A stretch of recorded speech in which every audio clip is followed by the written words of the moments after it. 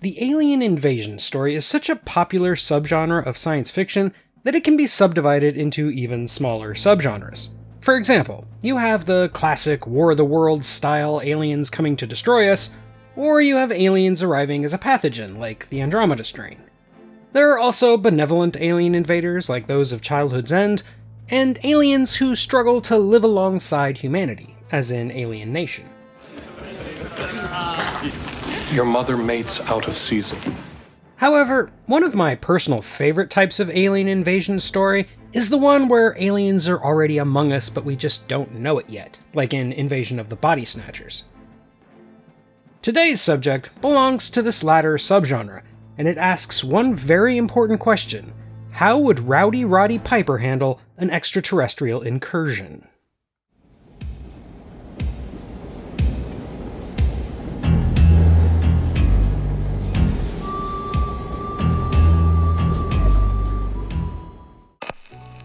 Life is hard in the streets of LA, especially for people like John Nada, a homeless working man ignored and forgotten by society.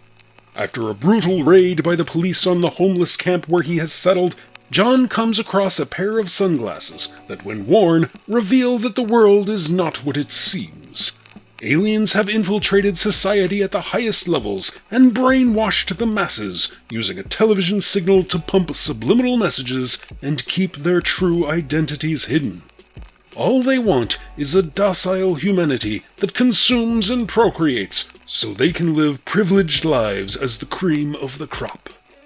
At first, John strikes out against these aliens with deadly force, but once he realizes that he can't defeat this threat alone, he must find friends and resources to fight back against humanity's invisible captors. But how can a man as low as John Nada possibly rise up against such an overwhelming force? In 1963, the science fiction writer Ray Nelson, who unfortunately just passed away a few weeks ago as I write this, published 8 o'clock in the morning, a short story about a man who quote-unquote wakes up to discover that aliens have hypnotized the human race. Meanwhile, over 20 years later, the filmmaker John Carpenter, famous for directing 1978's Halloween, along with subjects of previous videos on this channel like Starman, Escape from New York, and 1982's The Thing, was unsatisfied with the Hollywood grind and trying to return to his independent roots. He landed a 4-picture deal with the low-budget studio Alive Films, with Universal Studios and Kuroko Films International agreeing to distribute, on the understanding that Carpenter would maintain full creative control over his movies. The first of the 4 pictures was Prince of Darkness, which was moderately successful and, like almost every Carpenter film, has gone on to be a cult classic. The second was to be an adaptation of Ray Nelson's 8 o'clock in the morning, which Carpenter heavily reworked under the Lovecraftian pen name of Frank Armitage into a screenplay called They Live, which would only cost a total of between $3 and $4 million. The screenplay did get the attention of Universal's parent company, MCA, which was worried about its, quote, yuppie bashing, unquote, which execs felt was directed a little too much at them, and it was suggested that the plot be tweaked so that the aliens were actually feeding on people rather than encouraging them to sell out. Carpenter's contract was clear, though, and so he refused to relent, even inserting a line that one Universal executive had said to him in reference to the aliens. What's the threat? We all sell out every day. Might as well be on the winning team. While we're stopped, I just want to quickly remind you to hit that like button, and if you really do like this video, hit that subscribe as well. Your support really makes this channel possible, so please, if you like what I'm doing and you want to see more, consider joining my Patreon to get access to bonus content, vote on future topics, and more. If you want to see even more from me, I'm also the co-host of a couple of different podcasts, the Streaming Heap and From Here to Paternity, which are available wherever you get your podcasts, and I have a novel called Paradox that is available through Amazon. If all else fails, though, you can always check out my website at emcgill.com, where you'll find written reviews of plenty more sci-fi classics in both film and literature. Now then, with all that shameless self-promotion out of the way, let's move on.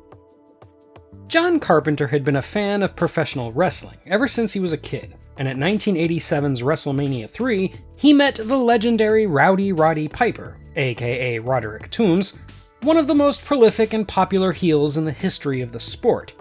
Despite his lack of screen credits as an actor, he had only previously appeared in Body Slam in addition to a small uncredited role in The One and Only, Carpenter immediately thought of him for the role of John Nada, and after interviewing him in depth and getting to know his life story, Carpenter crafted the role around Piper's strengths, often consulting with Piper along the way.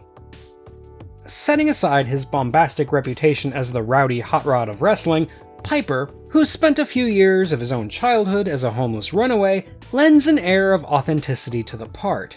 His rugged and battered face makes him look like a working-class Joe, albeit one with an exceptionally ripped physique, and makes for a believable outcast who wanders into LA with nothing to his name.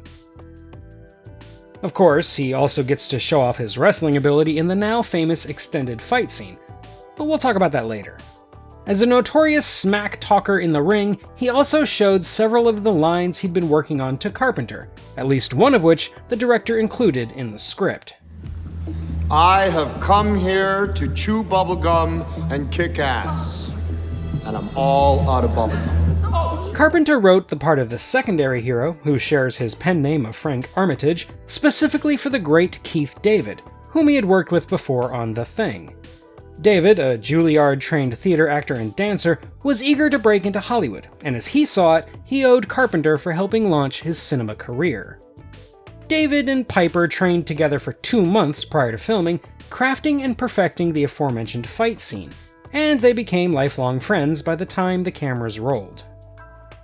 Rounding out the cast are Evelyn herself, Meg Foster, as the femme fatale Holly. The iconic 80s stuntman/actor Al Leong is one of the revolutionaries. George Buck Flower as the traitorous drifter. Peter Jason as Gilbert. Raymond St. Jacques as the blind preacher. But the Lord has let me see. And stunt coordinator Jeff Imada, who plays the majority of the unmasked aliens, both male and female. It's also worth noting that Carpenter hired several real-life homeless people for the film, giving them not only full pay, but also free meals and shelter during the shoot. Filming took place over 8 weeks in the spring of 1988, almost entirely on location in downtown Los Angeles, including in some of the city's underground service tunnels. The street fight was designed to compete with the famous extended fight scene in John Wayne's The Quiet Man, and the two actors actually made contact several times to lend extra realism to the battle. Though the ground was padded and painted over, many of the more physical moves were incredibly brutal and difficult on the actors' bodies. Carpenter wanted to stress in the movie the physical toll this would have on the characters, something he felt was missing in a lot of 80s action films, though I can't help but point out that the characters look totally fine the next day, with not a single bruise or swollen lip in sight. Many of the before and after shots of the city when John first puts on the glasses are actually realistic mats painted by Jim Danforth, and the music was composed by both Carpenter and his frequent collaborator Alan Howarth to play off a simple blues riff that, if I'm honest, greatly overstays its welcome.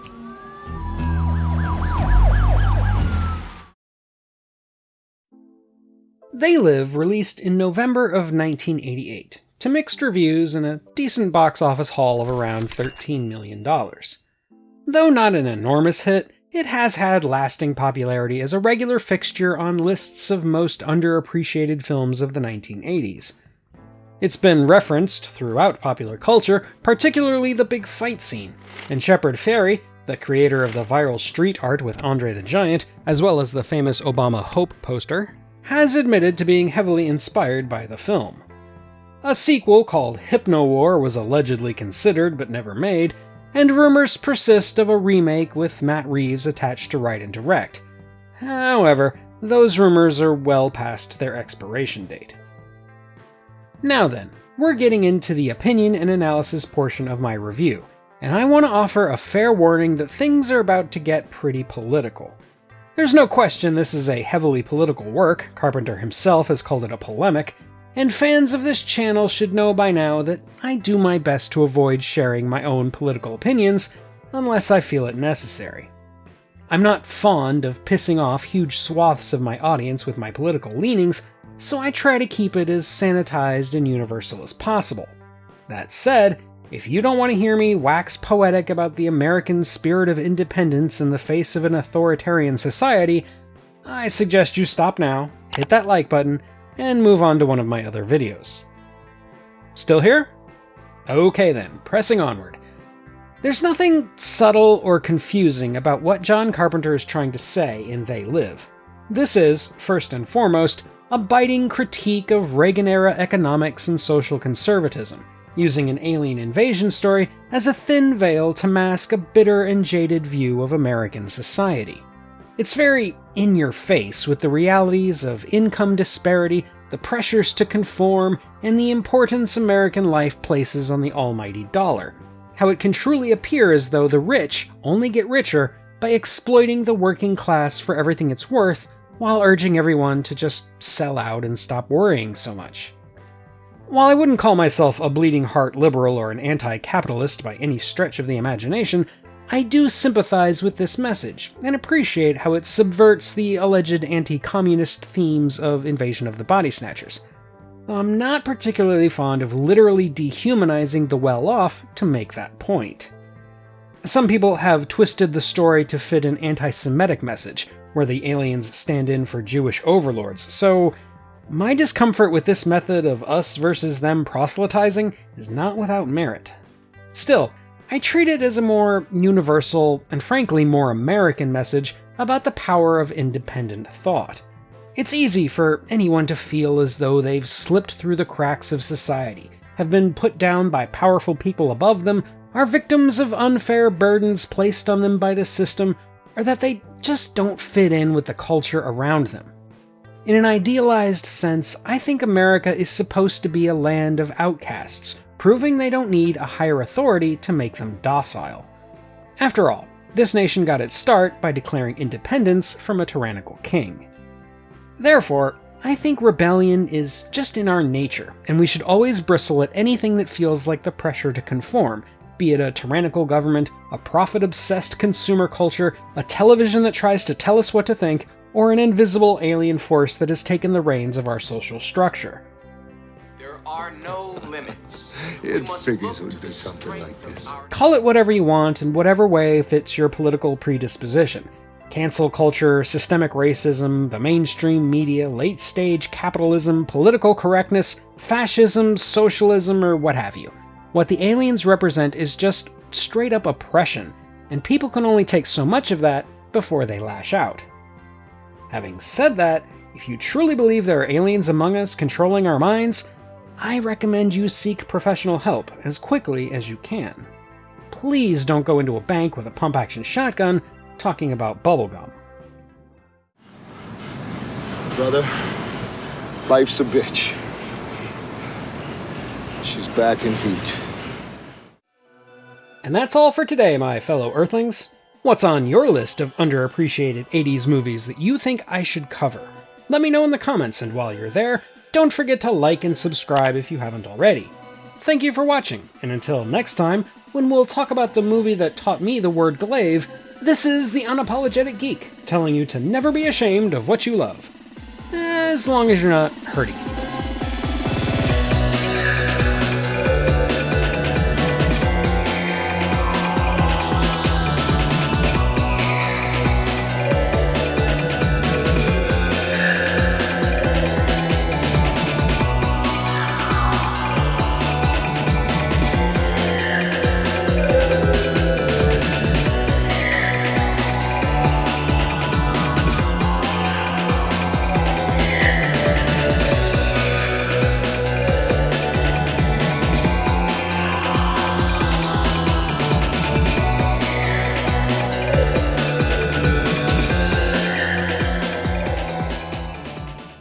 You know, you look like your head fell on the cheese dip back in 1957.